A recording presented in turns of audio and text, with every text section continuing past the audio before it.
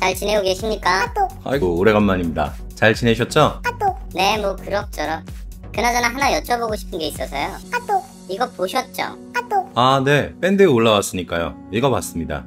손해 방지와 손해 예방에 대한 정의는 회사에서 내린 거네요. 약관에는 그렇게 안 되어 있을 듯한데 이거 회사의 횡포 아닙니까? 방지와 예방은 사전적으로 어떤 일이 일어나기 전 미리 대처한다는 뜻이니까 이거 말장난하는 거죠? 이제 저는 저분하고는 다른 의견을 가지고 있는데 이걸 어떻게 말씀드려야 할지 모르겠네요. 전 2017년 11월에 일상생활 배상 책임으로 아파트 누수 시 다른 집에 끼친 손해는 당연히 배상되고 손해방지 경감 의무에 따라 우리 집도 보상할 수 있다고 얘기한 적이 있습니다. 우측 상단의 카드를 클릭하시면 볼 수 있습니다. 하지만 이제 그 의견을 바꾸겠습니다. 이제는 보상받을 수 없습니다. 어떤 분들은 약관은 그대로인데 왜 네 맘대로 이랬다 저랬다 하느냐고 생각하시는 분도 있을 겁니다. 하지만 손해방지 비용에 대한 약관은 내용 자체가 아주 간단하게 되어 있습니다. 그래서 이것에 대한 해석이 필요하고 이 해석의 기준은 금융감독원 분쟁예나 판례에 의해 보충되게 되므로 새로운 분쟁예나 판례에 따라 그 해석이 바뀔 수 있습니다. 기존의 의견은 지금까지 유지되어 왔던 금감원 분쟁예에 따랐던 의견이었습니다. 그런데 이번에 새로운 판례가 나왔으므로 다른 각도에서 손해방지 의무를 바라봐야 합니다.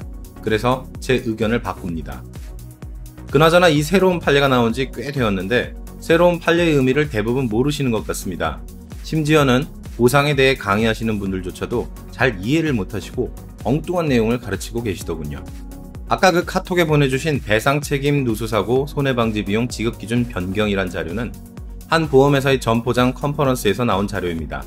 근데 이 자료를 보고 있으면 보험회사조차도 새로운 판례를 이해하지 못하고 있는 것 같네요. 그래서 오늘은 기존의 것과 새로운 판례가 어떻게 다르고 왜 제가 의견을 바꿨는지 얘기하도록 하겠습니다. 어쨌든 좋아요랑 구독은 부탁드려도 되겠죠?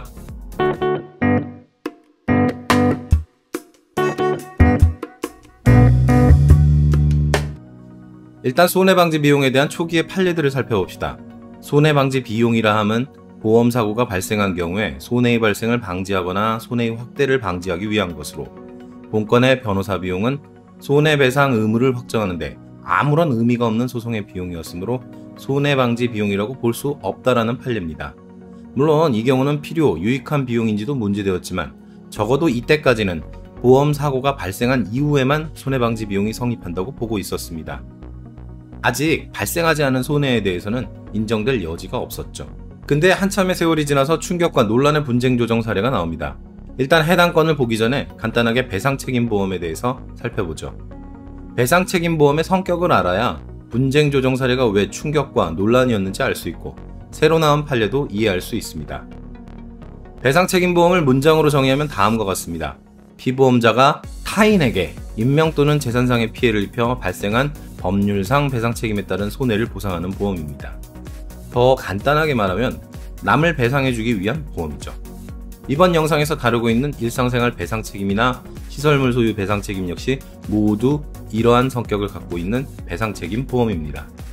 자, 이제 논란과 충격의 분쟁 조정 사례를 살펴보죠. 우리 집의 누수로 인해서 아랫집인 남의 집에 피해를 입히면 배상책임 보험인 일상생활 배상책임이나 시설 소유자 배상책임 등으로 배상하게 됩니다. 근데 우리 집은 남의 집이 아니니 당연히 보상에서 제외되죠. 하지만 놀랍게도 이 분쟁 조정 사례에서는 우리 집도 보상한다고 한 겁니다. 보상을 해야 된다는 논리는 다음과 같습니다. 첫 번째, 기존의 판례는 이미 발생한 보험사고에서만 손해방지 비용이 생길 수 있다고 하지만 우리 집의 누수를 고치지 않으면 보험사고가 다시 발생할 것이므로 이미 보험사고가 발생한 것과 같은 상태로 볼 수 있으며, 두 번째, 이것은 불확실한 미래를 위한 예방적 차원의 사전적 조치라기보다는 현재의 손해가 더 확대되지 않거나 경감되도록 하는데 꼭 필요한 조치라는 겁니다. 눈치채셨는지 모르지만 예방적 차원이라는 문구가 어디서 본 것 같지 않으신가요? 아까 카톡에서 얘기했던 그 보험사의 자료에서 말이죠. 그 자료에서는 손해 방지 비용과 손해 예방 비용을 구분해 놓고 누수 탐지 비용이나 누수 부위 철거 및 복구 관련 모든 공사, 방수 공사 등은 예방 비용이며 이건 보상하지 않는다고 하고 있습니다. 문구로 미루어 볼 때 아마 이 자료는 이 분쟁 조정례를 참조해서 만들어진 것 같습니다. 하지만 분쟁 조정례에서는 보상이 안 되는 손해 예방 비용이 뭔지 설명한 적이 없습니다. 그러니 인트로의 카톡에서처럼 분노하시는 분이 생길 수 있죠. 도대체 보상이 안 되는 손해예방 비용이 뭐라는 거야? 하고 말이죠. 자, 제가 깔끔하게 답을 해드리죠. 그거 다 상관없습니다. 최근의 판례는 이렇게 손해 방지 비용과 손해 예방 비용을 나눠서 구분하고 있지 않습니다.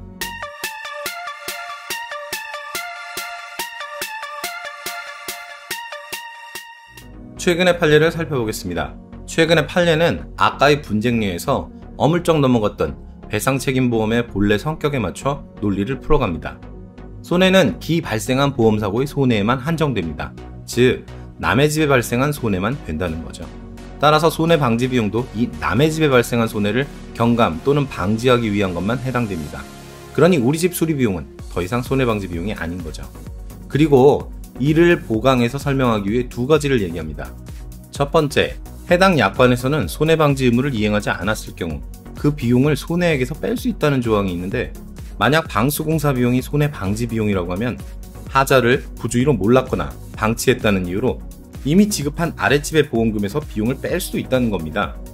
두 번째로, 해당 약관에서는 시설을 점검하여 개선을 요청할 수 있는 권리가 보험사에게 있는데, 바꿔 말하면 개선을 보험사가 직접 하는 게 아니라 단지 요청만 한다는 겁니다. 이걸로 볼 때 건물의 하자 보수에 관한 건 원래 피보험자의 돈으로 해야 된다는 겁니다.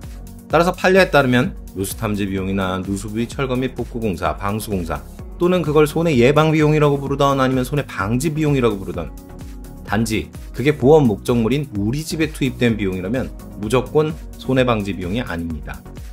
나아가 또 다른 판례에서는 아예 이 문구를 판결문에 써놓기까지 했습니다. 손해 방지 의무는 자기를 위한 것이 아닌 보험회사를 위한 행위만 해당된다고 말입니다. 게다가 해당 판례들에 명시되어 있지 않지만 손해배상의 대원칙 중 하나인 이득금지 원칙을 생각해보면 이게 또 터무니없는 주장만은 아닌 것 같습니다. 따라서 기존의 제 주장을 폐기하고 이 판례의 의견을 따르도록 하겠습니다. 이제 일상생활 배상 책임에서 우리 집은 어떠한 이유로든 보상되지 않는 게 맞습니다. 손해와 보험연구소, 돈 내는 보험에서 돈 받는 보험으로 보험금 지급만 연구합니다. 자, 요약 정리 들어갑니다. 그러니까 손해 예방 비용이니 손해 방지 비용이니 하는 말장난을 가지고 분노하실 필요는 없습니다. 판례는 그냥 깔끔하게 우리 집은 안 되라고 얘기하고 있으니까요. 그리고 이러한 사태는 이분들이 제 옛날 영상에 답글을 다셨을 때부터 이미 예정되어 있었던 것일지도 모르겠네요. 오늘 영상이 도움이 되셨다면 아래 좋아요와 구독 버튼 눌러주세요. 또 네이버 밴드에서는 좀 자주 소소한 얘기를 하고 있습니다. 아래 링크를 참조해주세요. 저희는 교통사고, 후유장애, 진단금, 산재 및 근재, 그리고 각종 면부책에 대한 상담을 전문으로 합니다. 상담을 원하시거나 교육을 원하시는 분은 네이버에서 손해와 보험연구소를 찾아주세요. 들어주셔서 감사합니다.